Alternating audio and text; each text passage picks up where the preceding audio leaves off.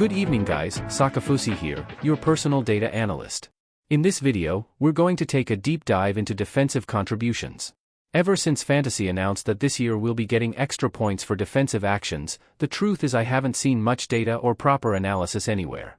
For most people, defensive contributions are still a mystery.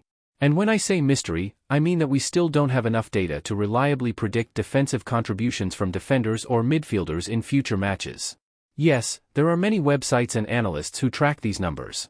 But the real question is, how can we use this data to actually predict future contributions? What factors affect them? For example, we know that Sakafousi from Everton has a very high average of defensive contributions. But in which games should we expect him to be below that average, and in which games above it?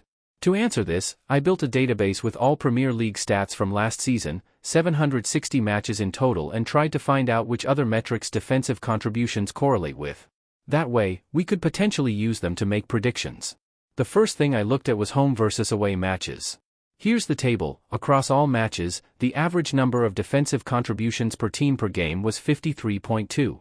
When teams played away, the average rose to 55, but when they played at home, it dropped to 51.5. So venue does seem to have an effect. Then I tested another theory, whether defensive contributions depend on the strength of the opponent. To do that, I built a metric I called attack power.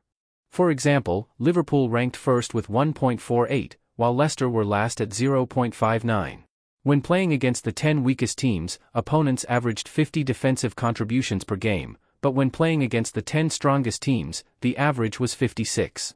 So yes, opponent strength does seem to matter. But here's the problem, when you look at the full scatterplot, the spread is huge. Take Liverpool, with the highest attack power. Against them, some opponents recorded as few as 31 defensive contributions, while others recorded as many as 101. That's an enormous range. So while the average against Liverpool is 60, that number comes from a mix of 30s, 50s, 80s, even 100s. The correlation exists, but the variation is so big that it makes predictions unreliable. I also tried combining the two factors, venue and opponent strength, to see if the correlation improved. And while the numbers did shift slightly, the difference wasn't significant enough to give us any real predictive power. So I moved on to testing other stats. In this table you can see defensive contributions and how they correlate with things like possession, touches in defense, touches in attack, progressive distance, carries and so on. The correlation with opponent strength was 0.79, which is pretty high since the best possible correlation is 1. But the strongest correlation I found was with a metric called progressive received. A progressive pass is the pass that moves the ball forward at least 10 yards on the attacking half of the field. If this pass is received by a player, that counts as one progressive received. What I found is that teams with the most progressive passes received are also the teams against which opponents record the most defensive contributions. This makes sense, teams that constantly push the ball forward force their opponents into more defensive actions. For example, last season Manchester City were first in progressive received with 1,920, while Ipswich were last with 900. Looking at the chart, there's a clear correlation. The more progressive passes a team receives, the more defensive contributions their opponents rack up. But again, just like with opponent strength, the spread is too wide. The variation makes the data too unreliable to predict future outcomes with confidence. That happens because Manchester City on average has a high progressive received number, but in some games their tactic is not working and they can't progress the ball. Same with every other team. They have a plan but sometimes it's not working and we can't predict when their plan is not going to work. We can just say then on average, against City, the opponents will score more defensive contributions. And I know that's not what you wanted to hear. Trust me, I'm also a bit disappointed. I spent hours collecting and analyzing this data hoping for some big, wow, conclusion. But there just isn't one.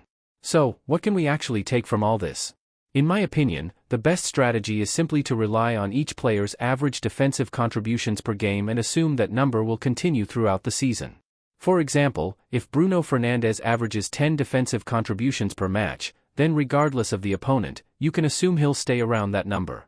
Trying to predict exact spikes or drops is mostly pointless.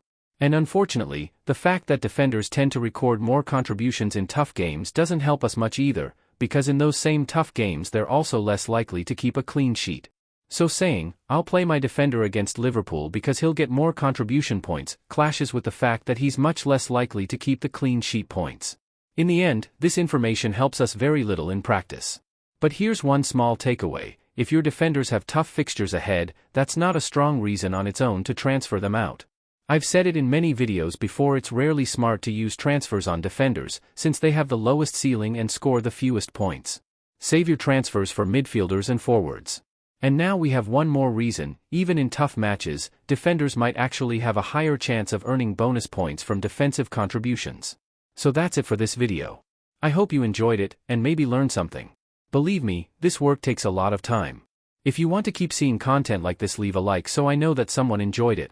Thanks a lot, good luck with your teams, and if you've got questions, leave them in the comments.